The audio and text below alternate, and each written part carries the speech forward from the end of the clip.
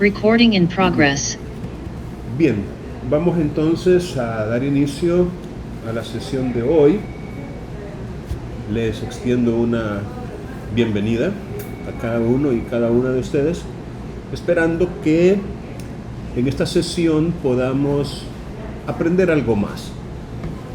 Me gustaría, antes de iniciar la presentación de los contenidos semanales, preguntar si alguno o alguna de ustedes tiene alguna duda, alguna pregunta, algo de los contenidos anteriores que no le ha quedado lo suficientemente claro y que le gustaría que fuera reforzado. Voy a conceder 5 segundos para si alguien tiene alguna inquietud la pueda formular.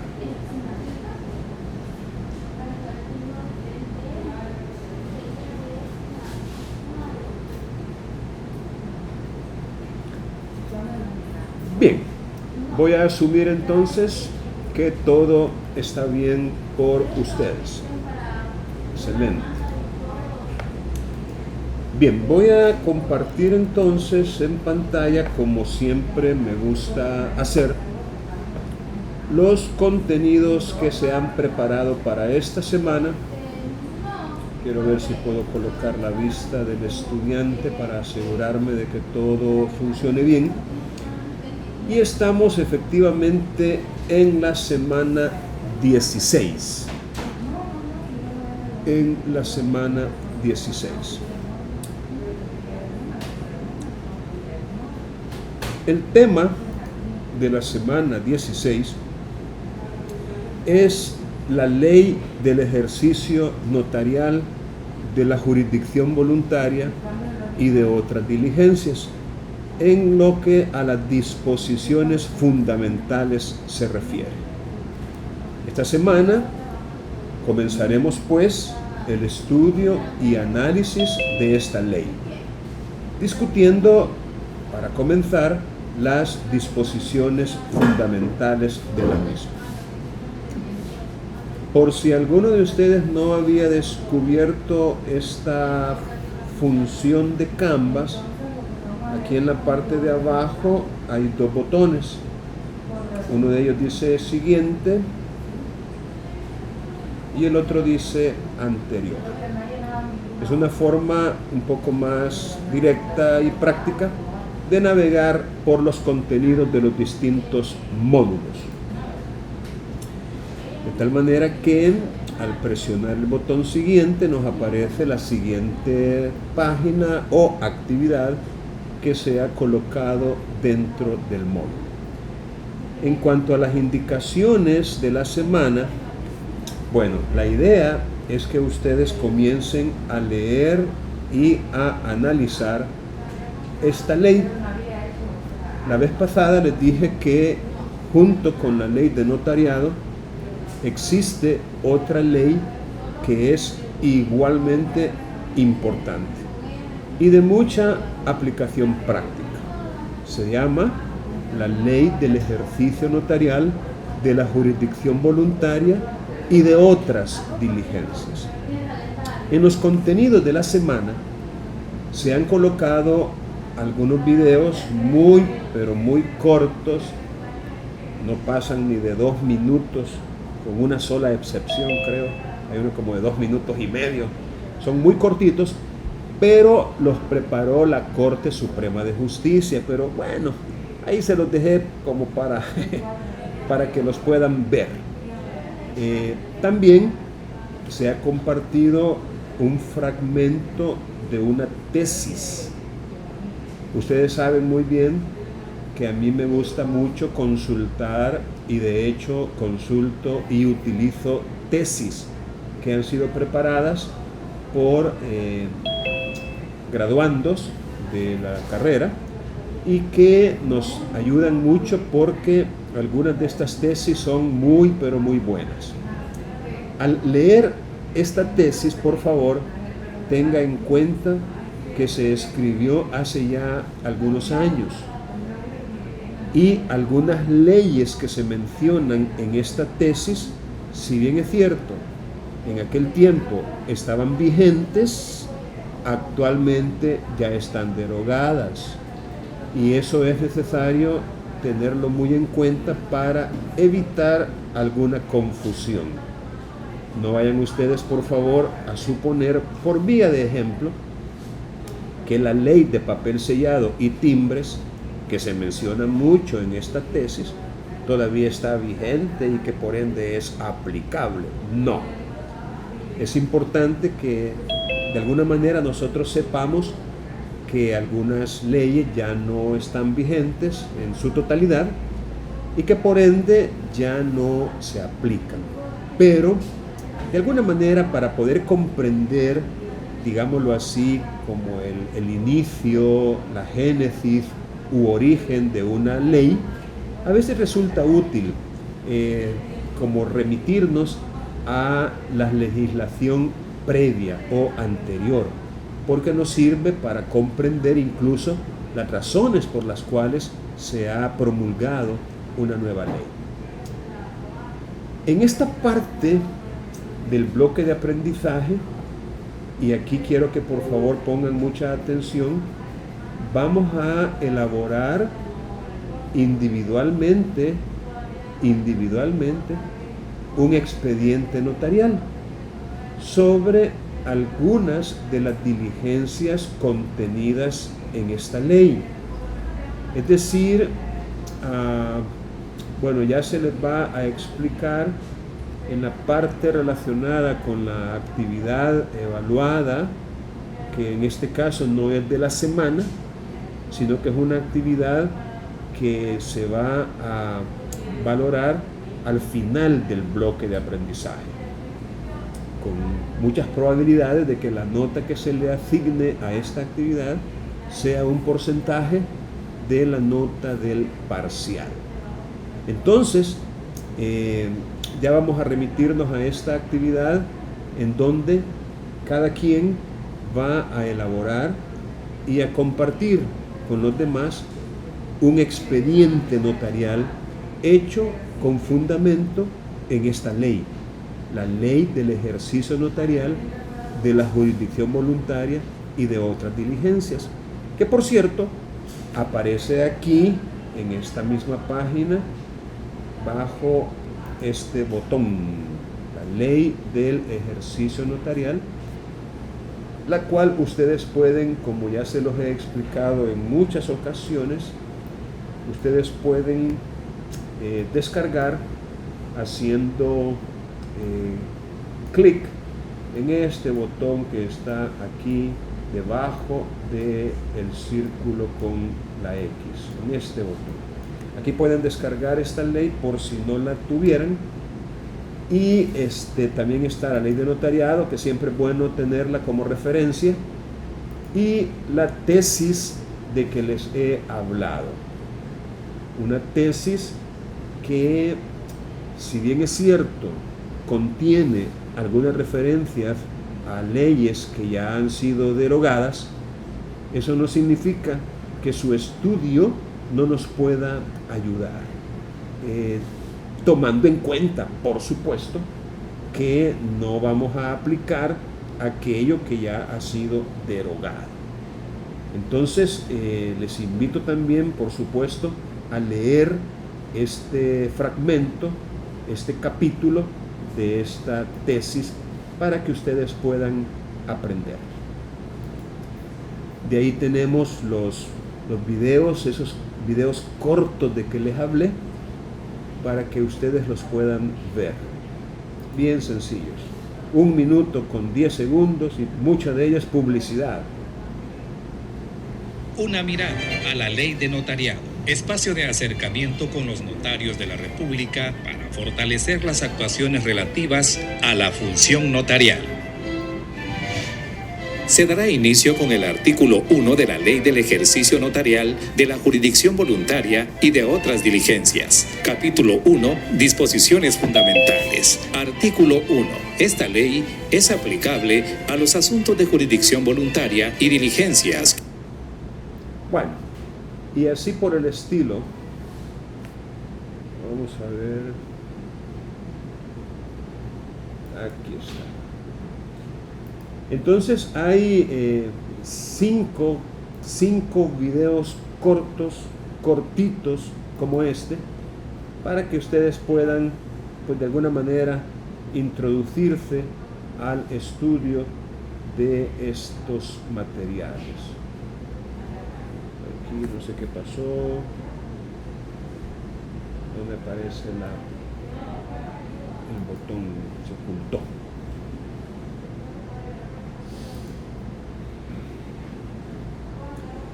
Bueno, siguiendo, tenemos los recursos, que son prácticamente los mismos que ya les mencioné: la ley de notariado, la ley del ejercicio notarial de la jurisdicción voluntaria y de otras diligencias, y esta tesis, que son comentarios a la ley del ejercicio notarial de la jurisdicción voluntaria y de otras diligencias. Aquí están los botones para que ustedes puedan acceder a estos recursos, descargarlos y estudiarlos. En la programación de actividades, pues lamentablemente por causa del asueto que hay mañana, solamente la sesión de hoy es la que ustedes van a tener.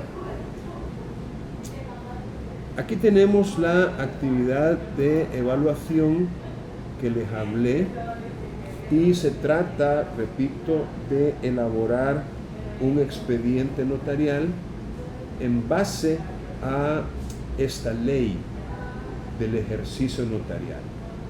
Aquí están las instrucciones. Ustedes van a buscar, así como buscaron escrituras matrices y así como buscaron actas notariales, esta vez van a buscar expedientes notariales hechos en base a la ley del ejercicio notarial. Es decir, esta vez van a tratar de conseguir expedientes para que les sirvan como modelo, como muestra, como guía.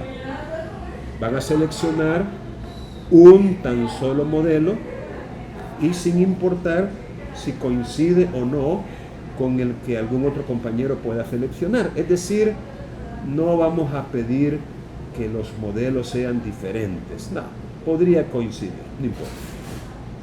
Luego, pues la idea, ¿no?, es familiarizarse con ese modelo que ha elegido, identificar los componentes, las partes, eso es analizar.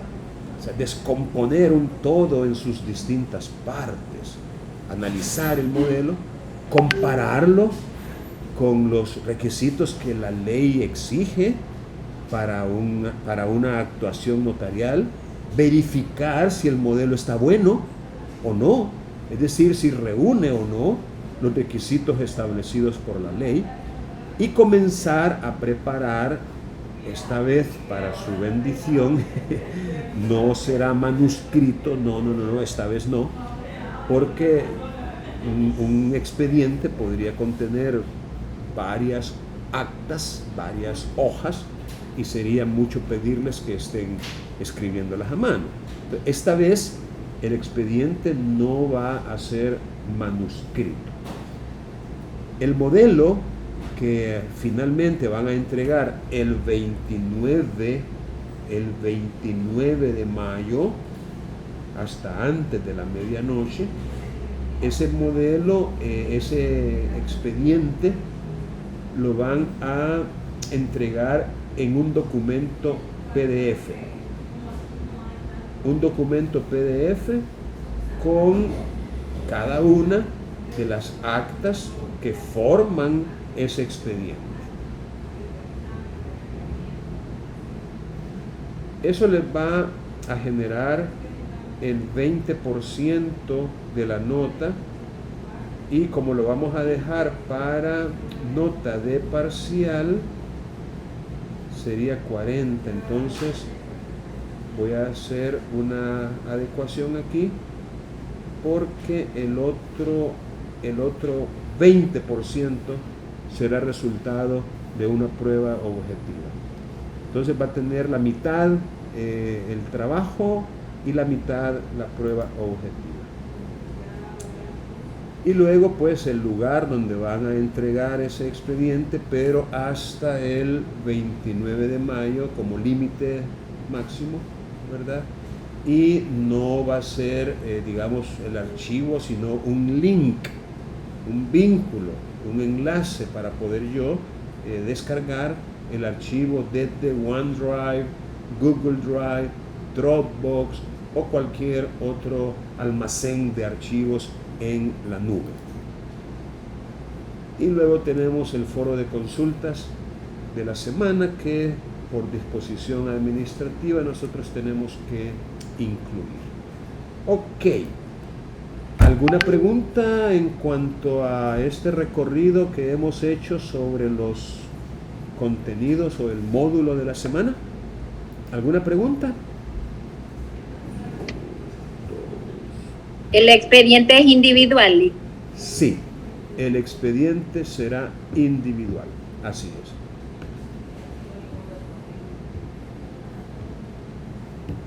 Ok, bien, entremos entonces en materia. Sí, dígame. Disculpe, una pregunta acerca del expediente que vamos a hacer. Entonces sería solamente por ejemplo, ¿verdad? Hay una rectificación de error de partida de nacimiento. Es una solicitud voluntaria. Entonces primero se hace lo que es la solicitud inicial, después lo que sigue, se da la resolución. Entonces sería solamente lo que es las actas, menos lo que, por ejemplo, si requiere lo que es pruebas, cosas así, solamente sería las actas y poner los componentes que cumplen o no cumplen con los requisitos. A lo más que podemos llegar, entendería yo, es a asegurarnos de hacer una descripción, una relación clara y completa en el acta de los documentos que han sido presentados por el interesado y que forman parte del expediente.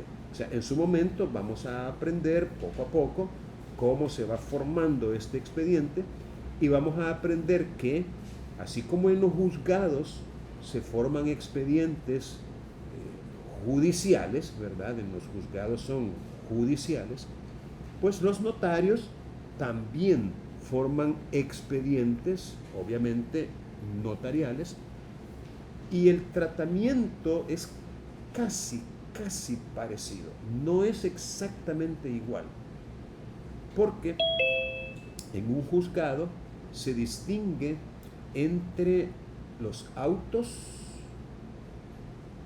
las actas y la sentencia definitiva. Si ustedes tienen oportunidad de ir a un juzgado, y yo se lo recomendaría mucho, y consultan un expediente judicial, se van a dar cuenta de que allí vamos a encontrar autos, actas y sentencia definitiva. También vamos a encontrar esquelas de notificación,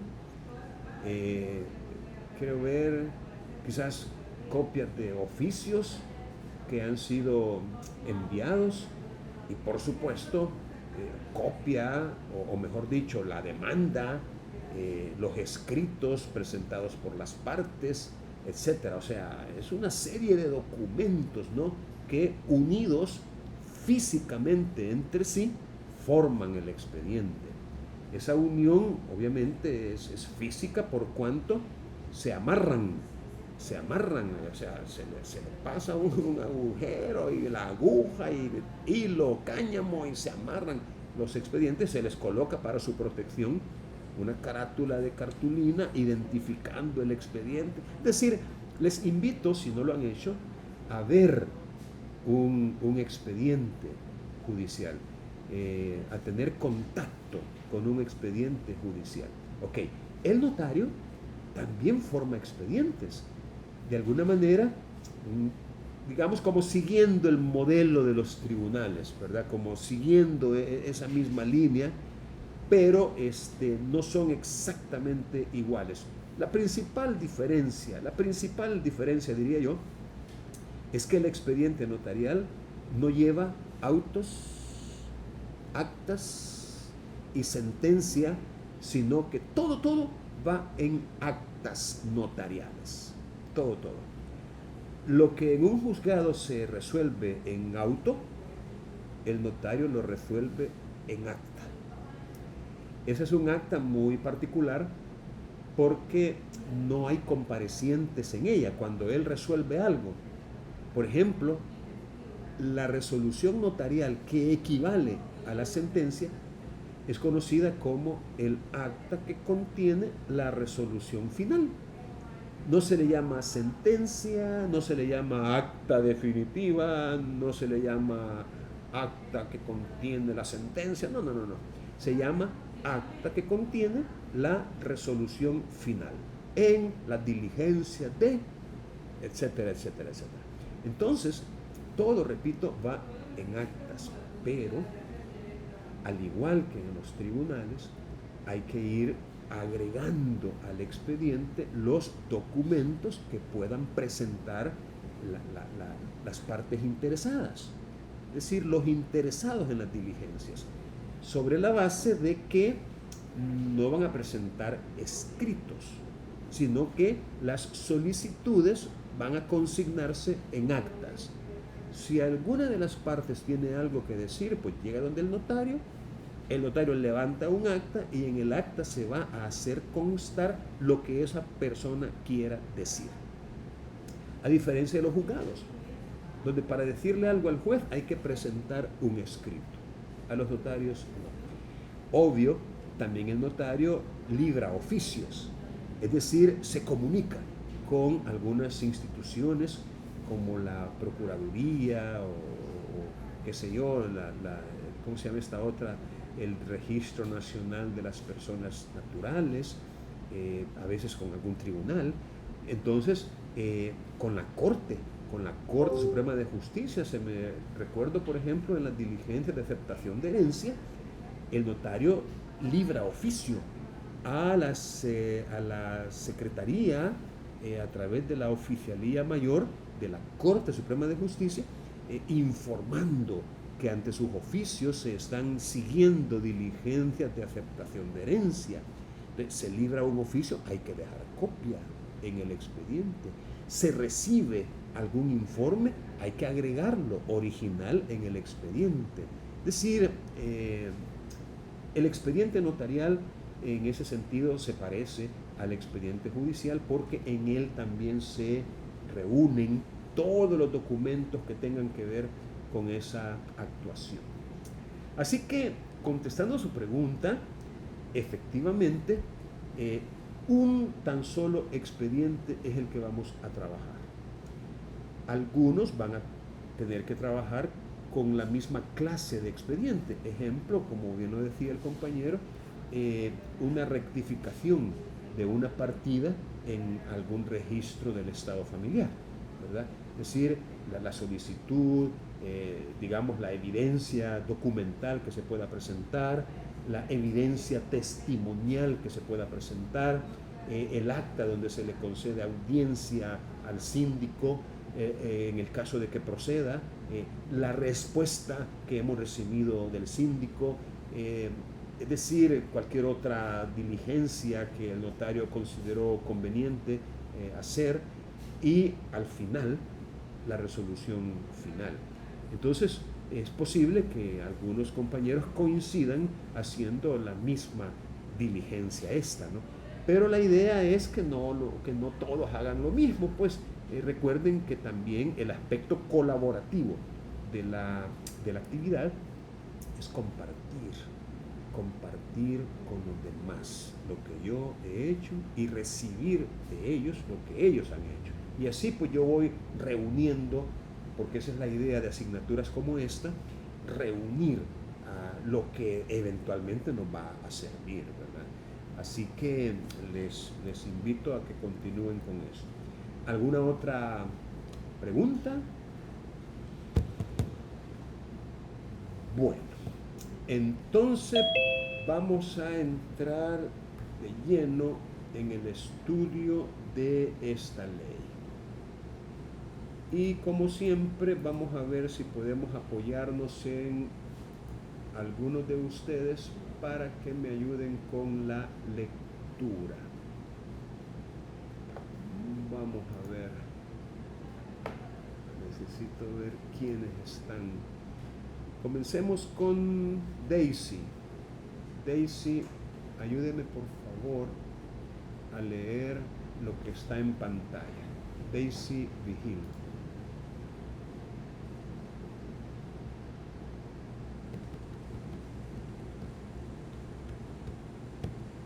Daisy. Ajá, encontramos a alguien que solo se conectó y se fue a dormir. Ve qué bonito. Indira, ayúdele a Daisy, ya que Daisy no quiere. Ok. Considerando, Rómano 1, que la jurisdicción voluntaria actualmente de la competencia de los jueces ordinarios no aplica a la solución de litigios o conflictos de intereses mediante sentencias que pasen en autoridad de la cosa juzgada. Un momentito. Vamos a hacer un pequeño comentario de este primer considerando. Miren, para poder comprender plenamente esta ley, necesitamos recordar algunos conceptos que son propios del derecho procesal y que necesitamos comprender también como antecedentes o presaberes. Como quien dice, hay que saber cosas para aprender más cosas e integrarlas. Primer concepto, jurisdicción. Jurisdicción, ¿qué es eso? Hay otro concepto que está íntimamente relacionado con el concepto de jurisdicción. A ver quién recuerda cuál es ese otro concepto. Competencia. Así es correcto, competencia. Es más, hasta hay un refrán por allí o un aforismo, una frase, ¿verdad?, que dice: todos los jueces tienen jurisdicción, pero no todos tienen competencia. ¿Lo habían oído antes? Es un aforismo que indica la diferencia entre la jurisdicción y la competencia, en el sentido de que la jurisdicción es esa facultad, ese poder, esa prerrogativa que tienen ciertas personas de administrar justicia en nombre de la ley, en nombre de la República. Han sido, pues, investidas con un poder singular que no todos tienen. ¿Y de quién estoy hablando? ¿Qué personas son estas? Los jueces. La jurisdicción, pues, es esa facultad concedida a los jueces para que administren justicia. Pues sobre la base de que justicia es, según decía Ulpiano, dar a cada cual lo suyo, lo que le corresponde, aquello a lo cual tiene legítimo derecho. Ahora, la jurisdicción, repito, la reciben todos los jueces, pero para poderla aplicar, para poderla utilizar, para poderla ejercer, pues se ha organizado, como quien dice, no se puede, incluso resulta hasta física o materialmente imposible resolver todos y cada uno de los asuntos que necesiten solución judicial. O sea, un juez todólogo, imposible. Por eso, y por cuestiones de orden, de garantía y de seguridad, se ha como utilizado otro concepto tan importante como el de jurisdicción, que es el de competencia. Y así se le han puesto, ¿por qué no decirlo?, límites a la jurisdicción. Se le ha dicho a los jueces: sí, es cierto, tú puedes resolver, pero solo podrás resolver en este espacio físico. Ejemplo. Es decir, se le da cierta competencia por razón del territorio. Si tú vas a ejercer en San Miguel, vamos a tener a alguien allá en Chinameca que ejerza allá en Chinameca. Y vamos a tener a alguien allá en Jucuapa para que ejerza en Jucuapa. Y otro aquí en La Unión para que ejerza en La Unión. Es decir, competencia territorial. Pero la territorial no es el único criterio que determina o que divide o que regula la jurisdicción. ¿Qué otros criterios hay? Ya los conocen, ¿verdad? Nomás estoy haciendo un recordatorio. ¿Qué otro hay aparte del territorio?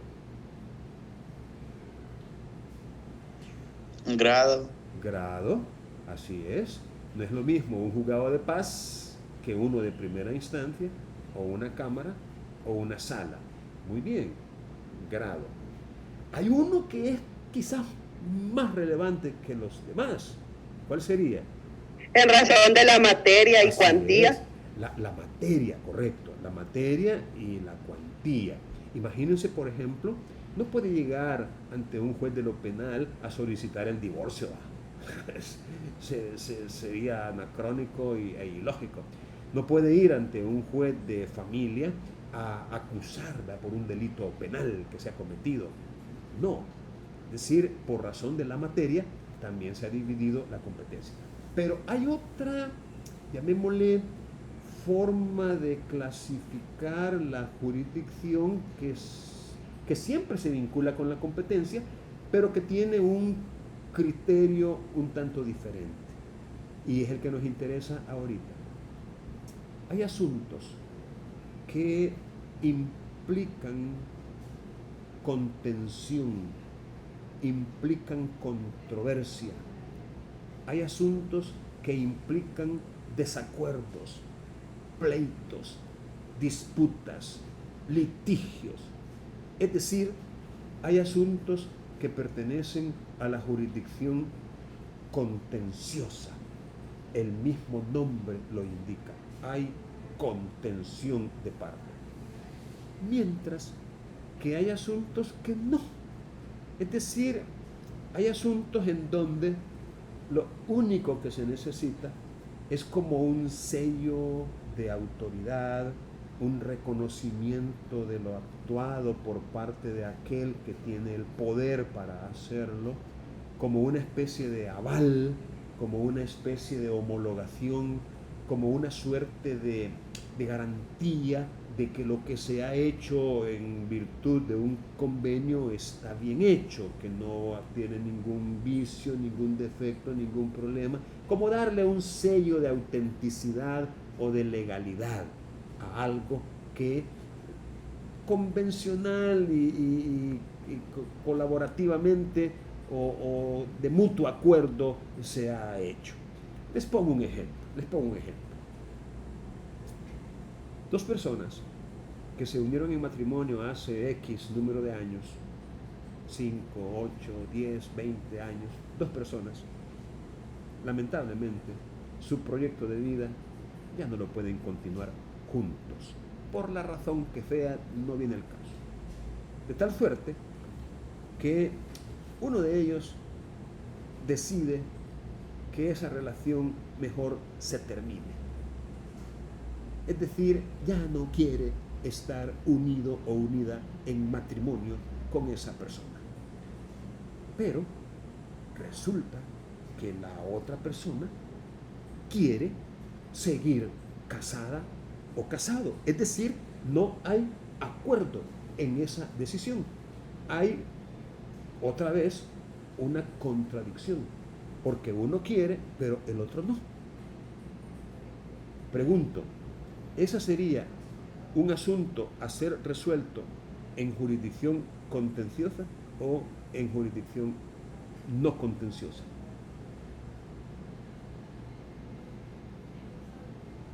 ¿Aló?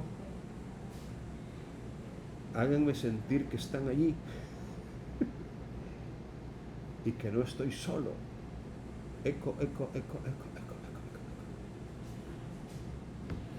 Ajá.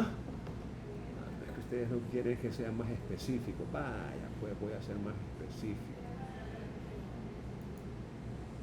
Eric Rivera, ¿qué tiene que decir ante eso?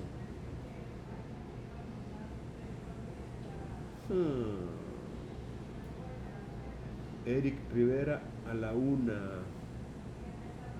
Eric Rivera a las 2. Eric Rivera a las 3. Vaya, mejor se desconectó para que no lo estén molestando. Ah, no, ahí está todavía. Vaya, miren, voy a hacer una cosa. Cuando pase asistencia, aquellas personas cuyos nombres he mencionado y que no me han respondido, no les voy a poner asistencia. Creo que eso es lo lógico, es lo justo. Así que ya tengo dos. Tengo a Daisy Vigil y a Eric Rivera, que no les voy a poner asistencia, porque la idea no es que simplemente se conecten y se vayan a saber para dónde. Ok, voy a repetir la pregunta, esta vez para Ever. Ever escuchó el planteamiento que hice.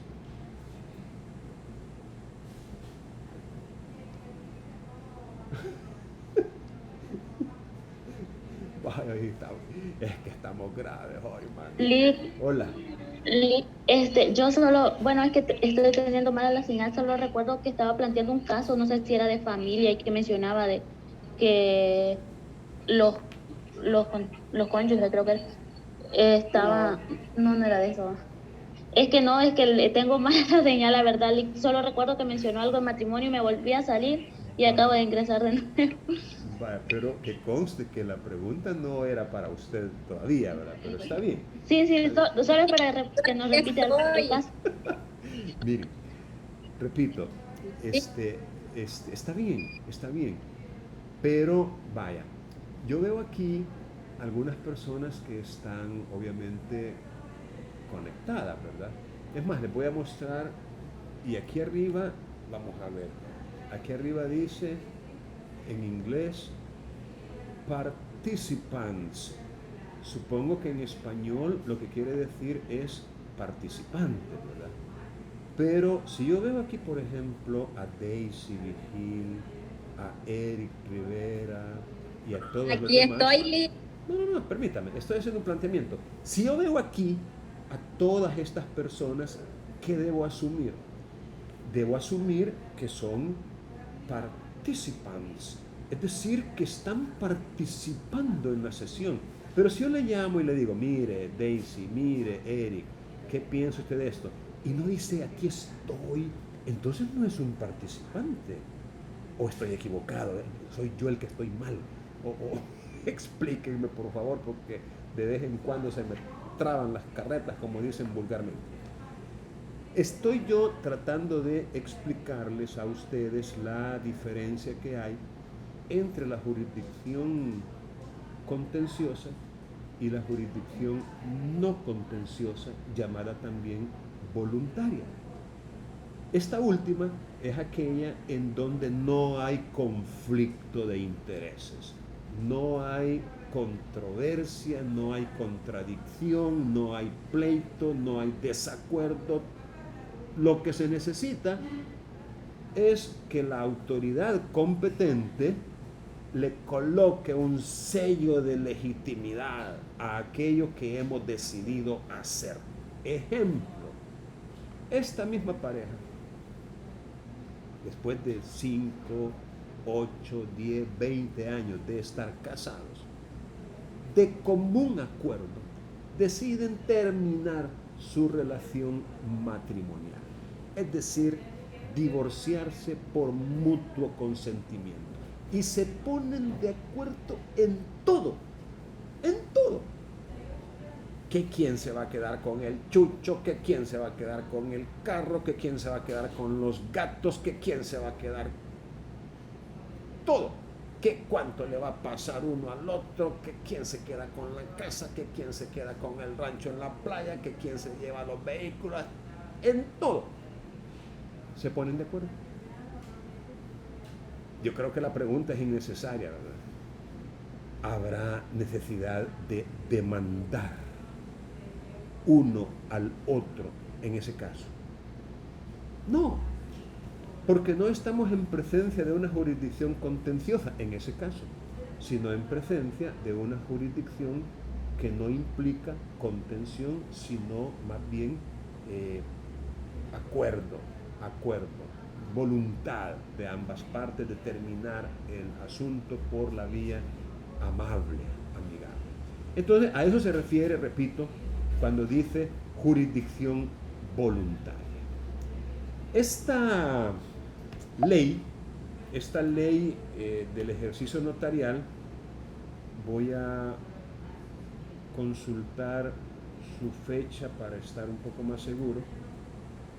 Dice, dado en Casa Presidencial a los 13 días del mes de abril de 1982. Y entrará en vigencia, dice, 8 días después de su publicación en el Diario Oficial. Y los notarios solo podrán conocer en aquellas sucesiones o herencias que se abran después de entrar en vigencia la presente ley. Es algo que traigo aquí de las disposiciones finales. Si se publicó el 13 de abril, ve qué bonito, el mismo día se publicó, ¿ve? El 13 de abril del 82, y entró en vigencia 8 días después, entonces desde abril del 82 está en vigencia, esta ley. Antes de que entrara en vigencia, y según el considerando número 1, que es el que estamos leyendo ahorita, la jurisdicción voluntaria era competencia de los jueces ordinarios, es decir, los jueces.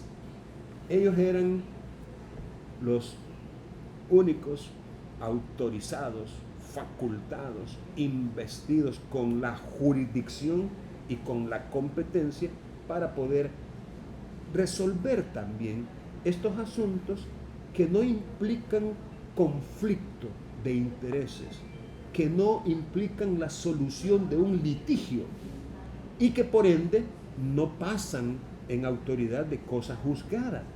Es decir, no hay necesidad de cosa juzgada cuando no hay una demanda.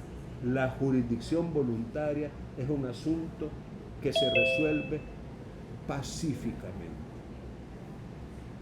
Ok, pasemos ahora al segundo considerando y le voy a suplicar, vamos a ver con qué me sale ahora.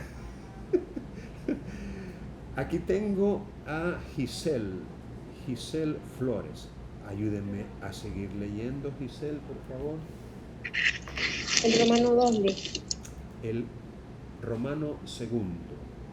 Aquí que tengo yo en... Que esta atribución también puede concederse a los notarios para que estos, como delegados del Estado, puedan dar fe y resolver respecto de los asuntos de la jurisdicción voluntaria, con los mismos efectos y consecuencias de derecho. Siga. Que en consecuencia es conveniente ampliar la función notarial a algunos de los casos de jurisdicción voluntaria y a la práctica de otras diligencias, para que el notario actúe como auxiliar del órgano jurisdiccional en beneficio de la administración de justicia. Muy bien, gracias. Efectivamente, allá en abril de 1982, creo que era la Junta Revolucionaria de Gobierno, ya ni me acuerdo, vamos a ver, sí, era la Junta Revolucionaria de Gobierno. Bueno, no sé si estábamos mejor o peor, pero bueno, así, la Junta Revolucionaria de Gobierno. Hay que leer un poquito de historia para conocer qué fue lo que pasó. Pero lo cierto es que esta Junta decidió que la jurisdicción voluntaria podía ser concedida a los notarios. para que los notarios, como delegados del Estado que ya son, puedan dar fe y resolver respecto de esos asuntos de jurisdicción voluntaria, con los mismos efectos y con las mismas consecuencias jurídicas que las decisiones tomadas por los jueces. En otras palabras, la Junta Revolucionaria de Gobierno dijo: no, hombre, los juzgados están bien atascados, bien saturados, están llenos de trabajo, pero una gran cantidad de ese trabajo en realidad no necesita el ejercicio de la jurisdicción como tal, es decir, de ese poder de administrar justicia resolviendo un conflicto de intereses. No, son asuntos que no implican contención o conflicto de intereses. No hay litigio allí. Entonces, permitamos que los notarios, que ya son delegados del Estado porque son fedatarios, puedan actuar. Eso sí, no en todos los casos de jurisdicción voluntaria, sino algunos de ellos. Y también se les puede permitir la práctica de otras diligencias en las cuales perfectamente pueden ellos coadyuvar o colaborar con la administración de justicia, auxiliando la administración de justicia. Por eso es que aquí dice ampliar la función notarial, es decir, ampliar aquello a lo que estaban facultados antes de esta ley, darles más facultades dentro de la función que desempeñen, eso sí, a algunos de los casos de jurisdicción voluntaria. Esto es importante tomarlo en cuenta. A algunos de los casos. ¿Cuáles son esos algunos casos? Fácil, los que aparecen en esta ley. Si el asunto es de jurisdicción voluntaria, pero no aparece en esta ley, entonces no. El notario no puede. Ahora bien, otra cosa que es muy importante de tomar en cuenta es que el que se le haya ampliado la función a los notarios y se haya incluido algunos casos de jurisdicción voluntaria, en ningún momento significa o implica que esos asuntos salen del quehacer judicial, para nada. Es decir, los jueces siguen con las facultades constitucionales para seguir resolviendo asuntos ya sea contenciosos o voluntarios, como que si no hubiera dado esta ley, como que no se hubiera dado. Lo digo porque aunque ustedes no lo crean, hace poco tuve ocasión de ver una sentencia de un juez, donde decía que esas diligencias que le estaban pidiendo que se practicaran, él no tenía competencia para practicarlas. Creo que eran una remediación de inmueble. No, suscrito no tiene competencia. Esa es competencia exclusiva de los notarios. Vaya usted a saber, dése cuenta. Por eso yo les aclaro que no es así, no es cierto. Repito, el que se haya ampliado la función notarial y que a los notarios a partir de abril del 82 se les haya permitido tramitar y resolver asuntos de jurisdicción voluntaria, repito, en ningún momento implica o significa que los jueces ya no, que hay que mandarlos con los notarios. Eso es absurdo. El notario, pues, en ese sentido, actúa como un auxiliar del órgano jurisdiccional en beneficio de la administración de justicia. Esta ley fue una iniciativa de la Corte Suprema, según lo que dice aquí. Ojalá. Bueno, veamos a quién más no tenemos en la sesión, porque eso es lo que ando buscando yo ahorita, a quienes no tenemos. Para no ponerlos en la asistencia.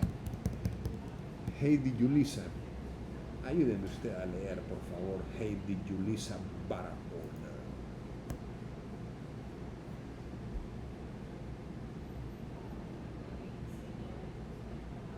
Uno, dos y tres. Se sacó el premio.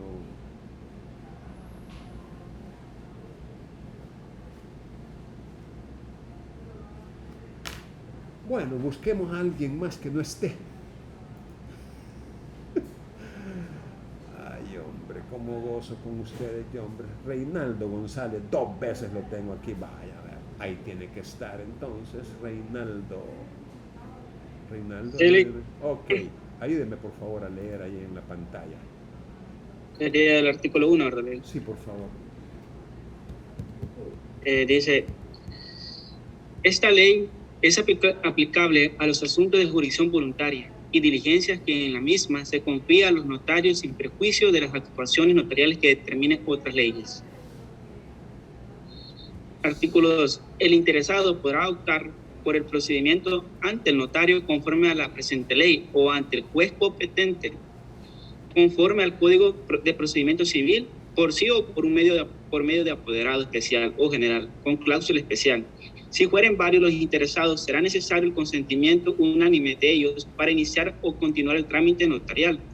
Si se inicia, hubiera oposición, el notario se abstendrá de seguir conociendo y remitirá lo actuado al tribunal competente dentro de 8 días hábiles, previa notificación de los interesados. Si alguno de los interesados fuere persona natural incapaz, no se podrá optar por el procedimiento ante notario, salvo a los casos expresamente determine en esta ley. Las personas jurídicas podrán optar por el trámite notarial y por medio de su representante o por su apoderado especial. En cualquier momento la tramitación notarial puede convertirse en judicial o viceversa, quedando válidos los actos procesales cumplidos y se remitirá lo actuado a quien le corresponda con noticia de las partes. Ok. Gracias, Reinaldo. Excelente. Vemos que el artículo 2 está bastante lleno de contenido y es importante hacer un análisis de esa disposición por lo mucho que contiene. Comienza diciendo lo que yo les acababa de aclarar, que hacerlo ante notario o hacerlo ante el juez es una opción que la misma ley le da al interesado. Claro, aquí menciona el Código de Procedimientos Civiles, que era el que estaba en vigencia en esa fecha, ¿verdad? A partir de junio del 2010, este código fue derogado para procesos nuevos. Pero aunque no lo crean, y aunque ya estamos a casi 12 años de haberse promulgado y entrado en vigencia el Código Procesal Civil y Mercantil, les cuento que todavía hay casos que se están ventilando de acuerdo con el Código de Procedimientos Civiles, ¿verdad? Para que ustedes puedan tomar nota de que está derogado para casos nuevos, pero no para los casos que iniciaron con su vigencia cuando estaba vigente. Así que es una opción. Eso sí, esta ley se aplica a los asuntos que expresamente en esta ley se confían a los notarios, sin perjuicio de las actuaciones notariales que aparezcan en otras leyes. Es decir, el que exista una ley del ejercicio notarial de la jurisdicción voluntaria y de otras diligencias, en ningún momento significa que aquí y solo aquí se reúnen todas las facultades que tienen los notarios. No. De repente, usted va a encontrar en cuerpos normativos dispersos actuaciones que se encomiendan a los notarios. Un ejemplo tomado de una resolución que estamos analizando en la otra asignatura de procesos especiales, es una resolución en un proceso monitorio, en donde aquí en San Miguel ocurrió. Un juez de primera instancia de lo civil y mercantil declaró improponible una demanda. Y la declaró improponible porque se estaba presentando una certificación notarial de un mutuo otorgado a favor de un banco, si mal no recuerdo, el Banco Atlántida. Y resulta que en la redacción de esa certificación, el notario dijo que certificaba lo que estaba él viendo en una pantalla de un ordenador. Es decir, el notario no tuvo a la vista el documento de mutuo original. A saber qué pasó con ese documento, quizás se perdió, se extravió, pero había un almacenamiento digital de él, con un sistema informático. Y entonces el notario lo que tuvo a la vista fue la pantalla de una computadora, donde él pudo ver las imágenes escaneadas del documento, y al verlas y compararlas con la copia impresa que tenía, en la copia impresa le puso que certificaba que era conforme con la impresión que estaba viendo de la pantalla. A ver, ¿alguno de ustedes recuerda haber leído ese caso del Banco Atlántida? Bueno, obviamente sobre la base de que lleve también a otra asignatura, ¿verdad? Pero bueno, lo digo porque la Honorable Cámara de Segunda Instancia revocó la decisión de improponibilidad, diciendo, y con razón, que eso el notario lo había hecho no utilizando como fundamento el artículo 30 de esta ley que estamos empezando a estudiar, la ley del ejercicio notarial, no, sino el artículo 32 de la ley de regulación de no sé qué, del sistema financiero. Es decir, una actuación notarial determinada por otra ley que no tiene, digamos, nada que ver con la ley del ejercicio notarial ni con la ley de notariado, sino que es otra ley. Y así como en ese caso, van a encontrar otros más, donde al notario se le concede facultades. En el Código de Comercio, por ejemplo, la vez pasada veíamos un artículo 246, creo que es 246, si mal no recuerdo, en donde una junta general de accionistas cuya acta de la sesión no se pueda redactar e imprimir o consignar en el libro que al respecto tiene la sociedad, perfectamente el desarrollo de la sesión se puede consignar en acta notarial,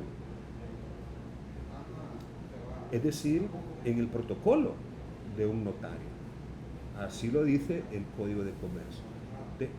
¿Qué les quiero decir con esto?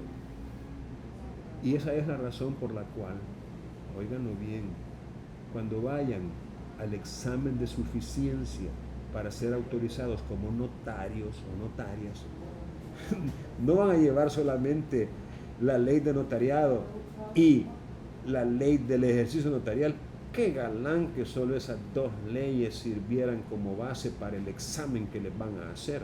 No. Ahí les van a meter de todo. Código tributario, ley de aquí, ley de allá, leyes que uno ni siquiera sabe que existen. Pero se los digo para que tengan en cuenta que los notarios son facultados para otras actuaciones que no están en esta ley, en otras leyes. Ok. Esto es importante. Aquí se mencionan 3, y yo diría que hay 4. Sí, permítanme, me está sonando el teléfono, pero tengo que cancelar la llamada. Les decía que hay, quizás 4 maneras en que se puede presentar e iniciar un trámite ante un notario. La primera, por sí. Por sí es el propio interesado, siendo, por supuesto, capaz, es decir, tiene que tener capacidad para obligarse, capacidad legal, capacidad para contratar, capacidad no solo para adquirir derechos, sino que es la capacidad de goce, sino para ejercerlos por sí misma, sin necesitar el ministerio o la autorización de otro. Es decir, se necesita, repito, capacidad, y si la tiene, puede perfectamente actuar por sí. Primer caso. El segundo caso es por medio de un apoderado especial. El poder es el mismo mandato, es un contrato, aparece regulado en el Código Civil, aunque también en el Código de Comercio, tratándose de mandato mercantil. El mandato puede ser general o puede ser especial, siendo general cuando se confiere autorización o se encomienda o se comisiona la gestión de todos los negocios del mandante o poderdante. Y el mandato es especial cuando recae sobre uno o varios negocios que se especifican, que se puntualizan. Un poder general no es igual que un poder especial. En esta parte, la ley está requiriendo poder especial, aunque también admite que el poder sea general, pero con cláusula especial.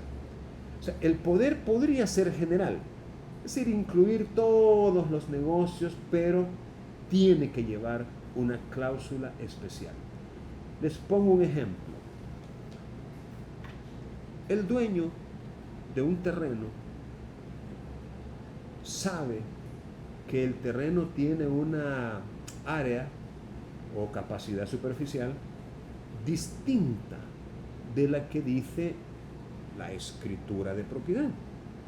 Hay una diferencia entre la cabida real y la cabida declarada en el contrato.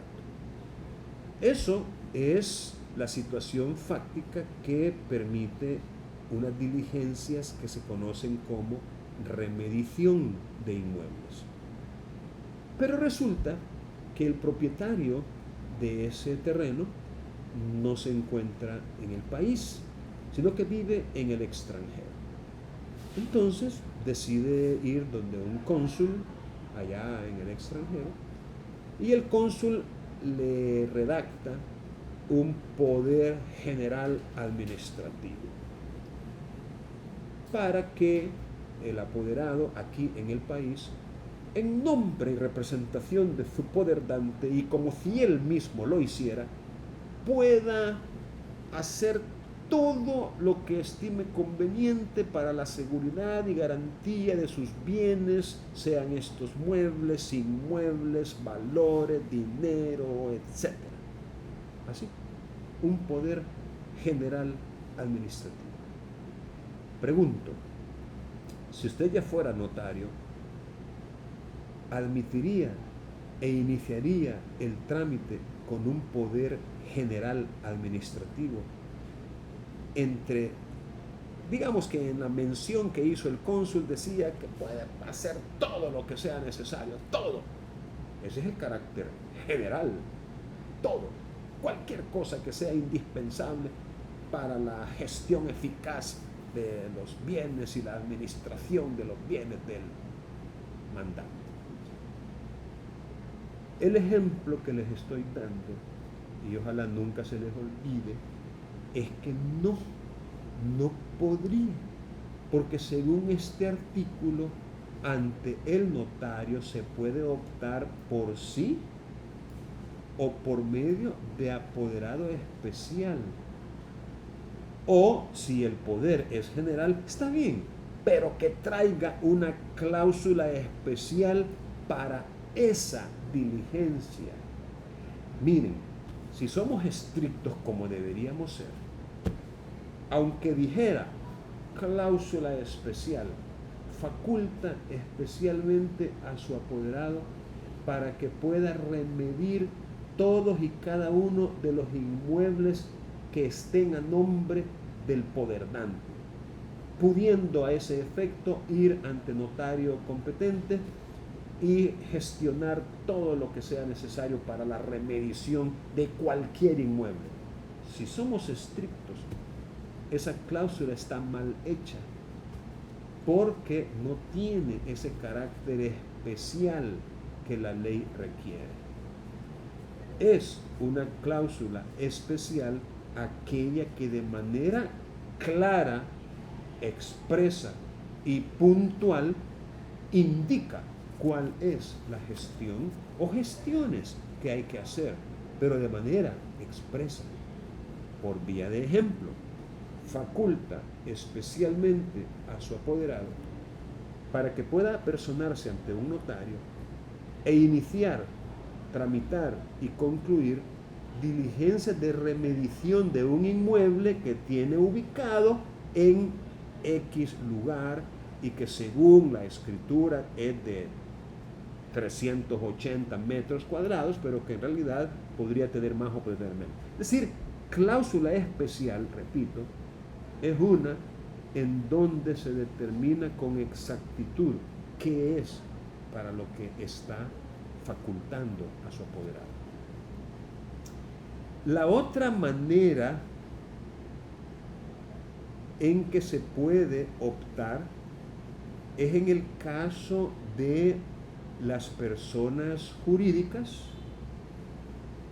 que, aparte de sus de que pueden ir por medio de un apoderado especial, también lo pueden hacer por medio de sus representantes, las personas jurídicas. Pero hay casos en que también, si los interesados fueren personas naturales incapaces, por regla general no se puede optar por el trámite ante un notario, por regla general. Pero aquí dice, miren, salvo los casos expresamente determinados en esta ley.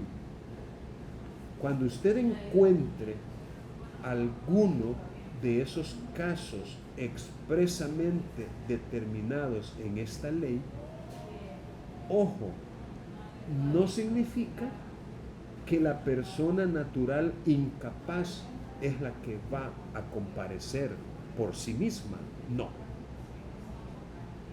sino que por medio de su representante o sus representantes legales, que por regla general,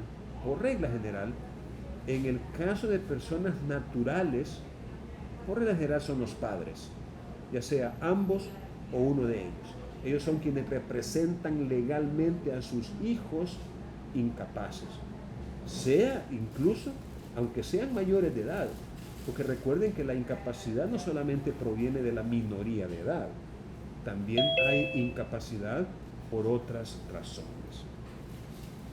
Entonces, volviendo al punto que motiva este comentario, serían 4 las, digamos, posibilidades en cuanto a comparecer ante notario a la realización de estas diligencias. Primer caso, por sí.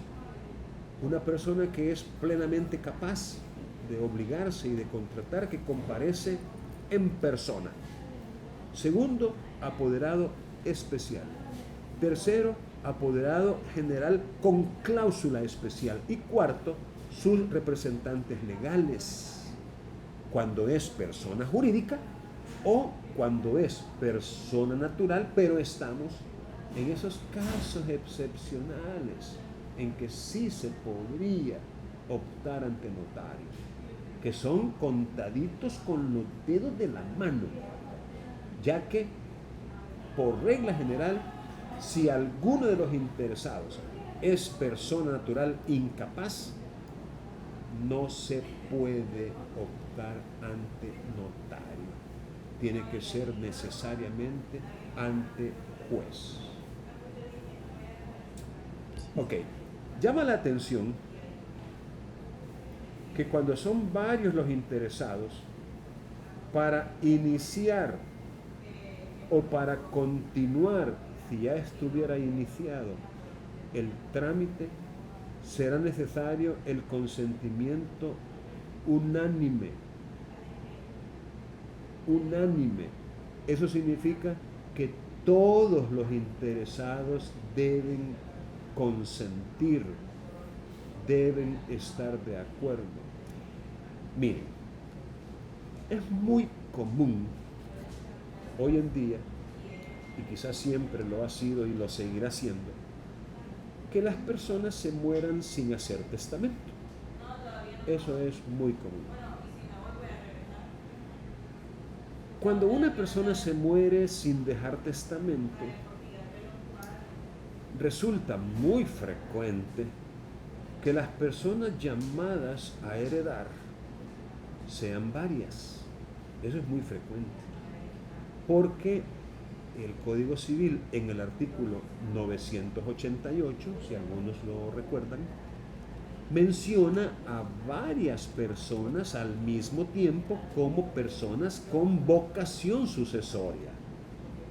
Ejemplo, los padres, el padre, la madre. Ejemplo, los hijos. Ejemplo, el cónyuge o, en su caso, el conviviente sobreviviente.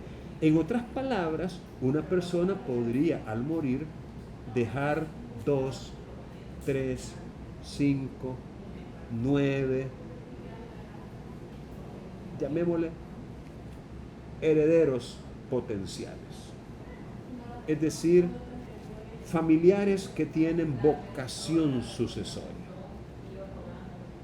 Ese es uno de los casos en donde, si uno de ellos quiere ir con un notario a iniciar las diligencias de aceptación de herencia, el notario le tiene que preguntar: mire, disculpe, ¿y este es su papá? ¿Y este es su hijo? ¿Y este es su cónyuge? ¿Y este es su conviviente? ¿Tenía otros familiares que, al igual que usted, tengan derecho a la herencia?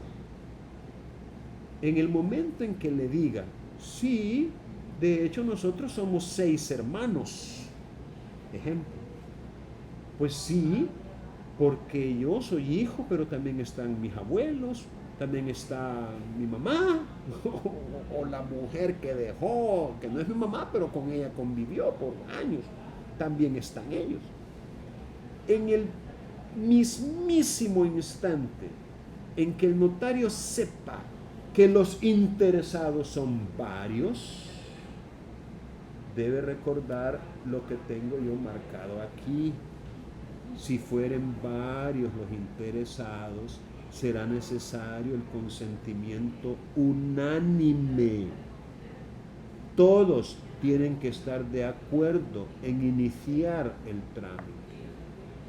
Todos tienen que estar de acuerdo en iniciarlo con ese notario en particular. ¿Qué va a hacer usted como notario? ¿Va a cumplir la ley o la va a violar? La ley es clara. Será necesario el consentimiento unánime de todos ellos. Lo que significa, repito, y ojalá que no se les olvide nunca, que con uno que no esté de acuerdo, usted no tiene competencia como notario para iniciar esas diligencias. Y si ya las inició y después se dio cuenta que hay otros, pues tampoco tiene competencia para continuarlas. ¿De acuerdo?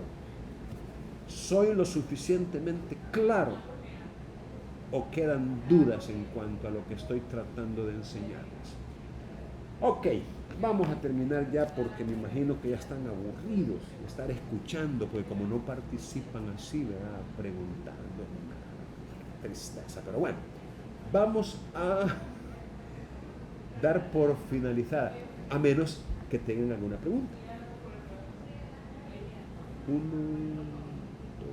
Yo. ¿Sí? Le escucho. Lee, ¿cuál fue la cuarta de los casos que mencionó? Porque primero dijo que por sí, luego apoderado general y luego con cláusula especial, y el último no le escuché. Por medio de sus representantes legales, que es el caso, es el caso de las personas jurídicas y es el caso de las personas naturales en aquellos dos o quizás 3 casos de excepción en que podría un incapaz, persona natural, optar por este trámite. O sea, no quiere decir que el incapaz va a llegar ante el notario. Tiene que llegar por medio de sus representantes legales. Así que ese sería el cuarto caso, los representantes legales. Aprovecho que usted me preguntó eso para recordarles que la representación es esa posibilidad de que una persona comparezca no tutelando sus propios intereses, sino los de otro. Persona que se llama representante. El representante puede ser voluntario o convencional o puede ser legal. El representante legal es el que tienen las personas jurídicas y también las personas naturales incapaces, que por regla general son los padres, pero no necesariamente, porque podría ser que se le haya designado a un representante legal diferente. ¿Alguna otra pregunta que tengan por ahí?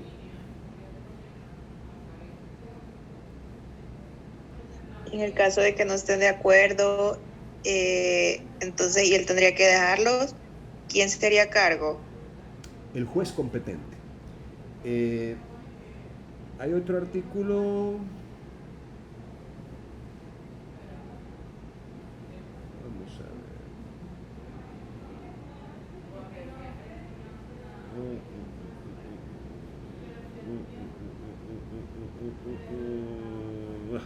Aquí mismo tiene que estar.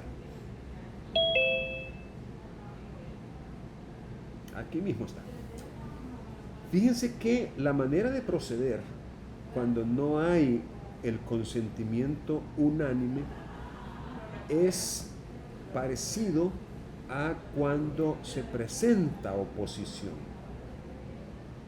Es decir, el notario se abstendrá de seguir conociéndolo.